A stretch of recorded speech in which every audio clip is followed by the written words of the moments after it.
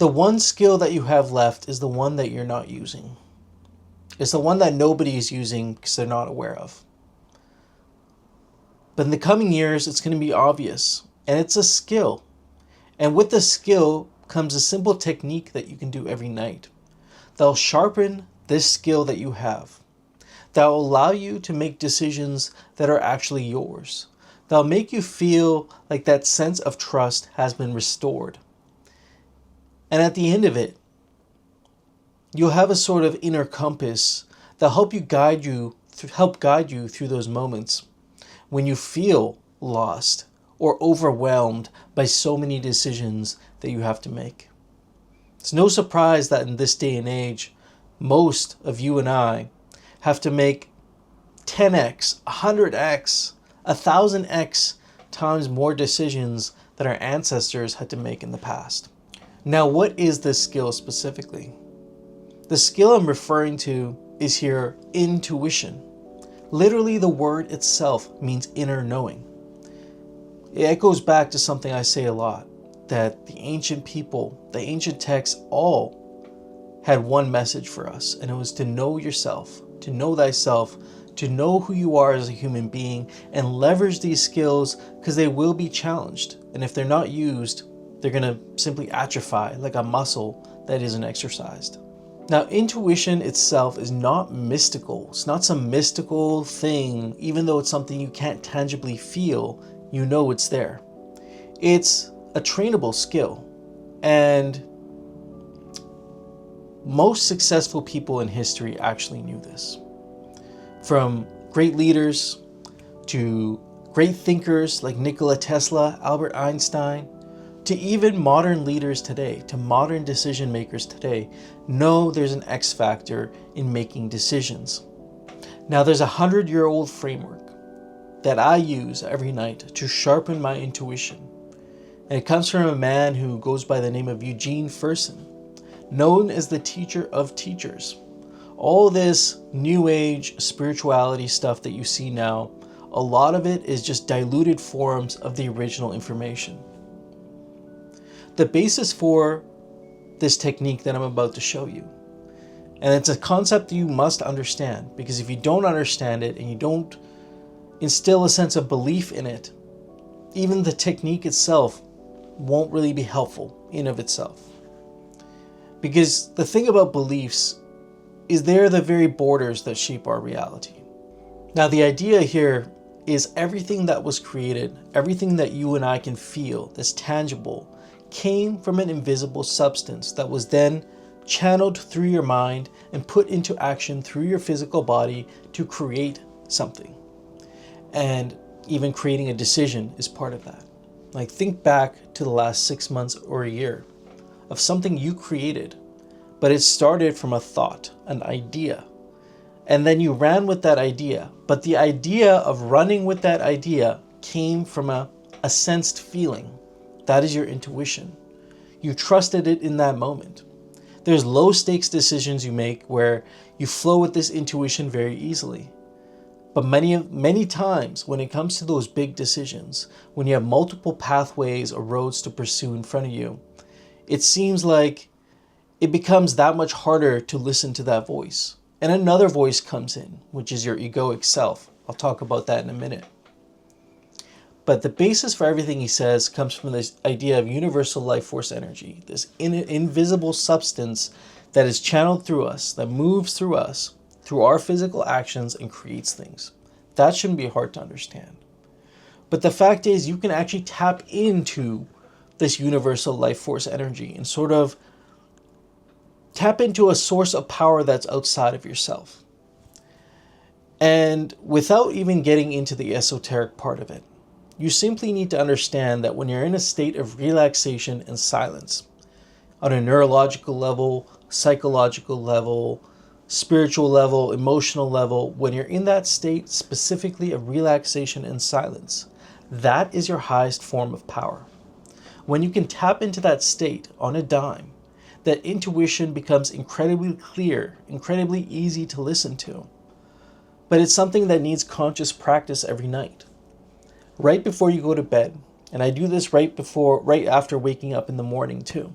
10 minutes in a room, quietly alone, sitting there for 10 minutes. I say you have your left palm up and your right palm down. This comes from Fersen himself. And it actually goes back to energetic practices, this idea that you're more than a physical body. Again, referencing this idea of this universal life force energy.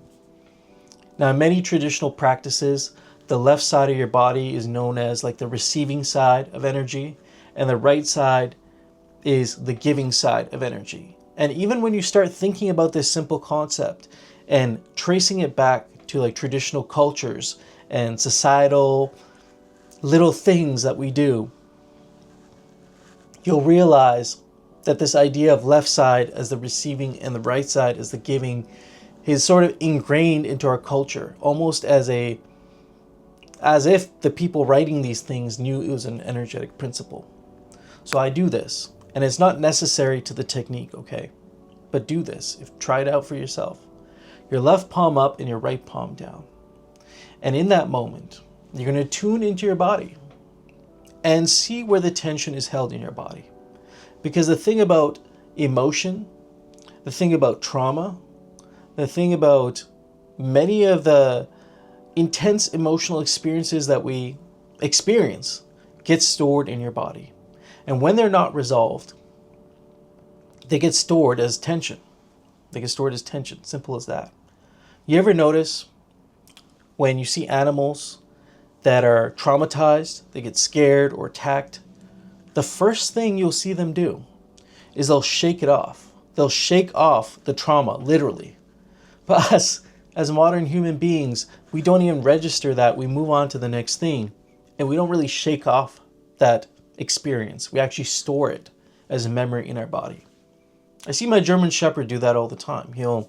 Even small little things where he gets spooked, he'll shake it off immediately. It doesn't get stored in the body. So this is where you begin to tune in to that part of your body and notice where that tension even is.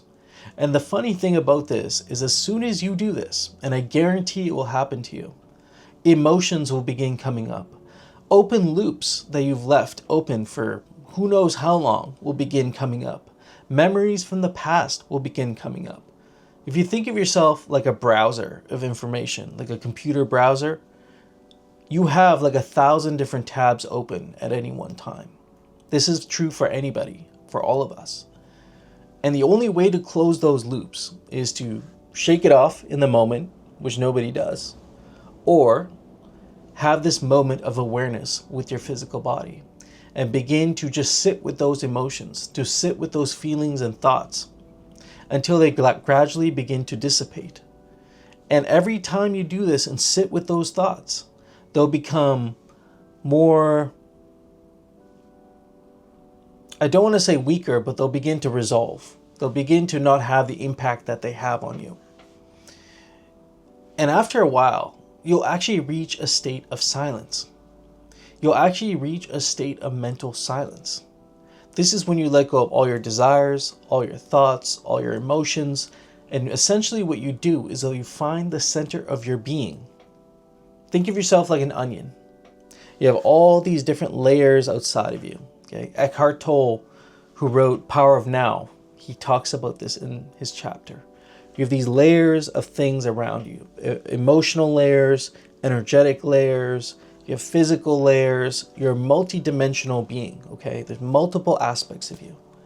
And when you resolve the emotional parts of yourself, you resolve the overthinking, the mental parts of yourself, you clear those tabs, what you end up with is silence and being in that center of who you really are. And in that center lies two things: your subconscious mind and your intuition. Your intuition is something that will only be heard when you're in those silent moments, especially when it comes to more larger existential things that you've been wondering about, things that you've had essentially open loops around. The answer is there within you, but you'll only hear it because it's like it's almost like a whisper at a rock concert these days when you're trying to make your way through the day, You're bombarded with thousands of ads. You have your phone. You have like 50 different apps on there. They're all shooting you notifications, telling you there's not a chance you're going to hear any of this. And you do this for a week, for a month. You do this consistently. And you'll begin moving differently throughout your day. And 6 months from now, you will have actually acted enough on these intuitive hunches that actually will bring you back into alignment with who you really are, the things you really believe in. But then there's this part of you that has this sort of invisible pull towards desire and safety, and it uses fear to keep you trapped. Now, when you're in this silence, you may even hear that voice as well. It's a voice you and I are all familiar with. But here's the thing, there's a difference. There's a difference in the feeling, and that's all you need to focus on. Those intuitive hunches, they feel like you're expanding.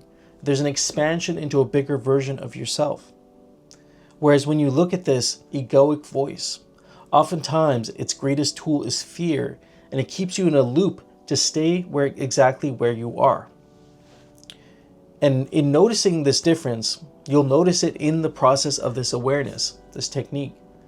You'll begin to create something, another skill that maybe needs a different video, a sense of discernment. There's a difference between judgment and discernment, and that's something I'll make a different video on. But to discern what voice is which, and you can only know what voice is which when you've cultivated the skill of intuition. That way you know what both voices sound like and where their decisions and actions lead to. But in doing this, you will be different. You will be able to make decisions differently without relying on AI chatbots, which is actually becoming a real problem now. We have to remember what parts of ourselves are human. If you enjoyed this conversation, I do a weekly live call with my Patreon members where we talk about not only business and technology, but how we can approach these things consciously while using techniques to sharpen those parts of ourselves that give us a human advantage over machines, things that they will never have. But tell me what you think of these techniques. Have you been doing this? Is this something you did before you even started this video? And how has it affected you? Until next time, peace.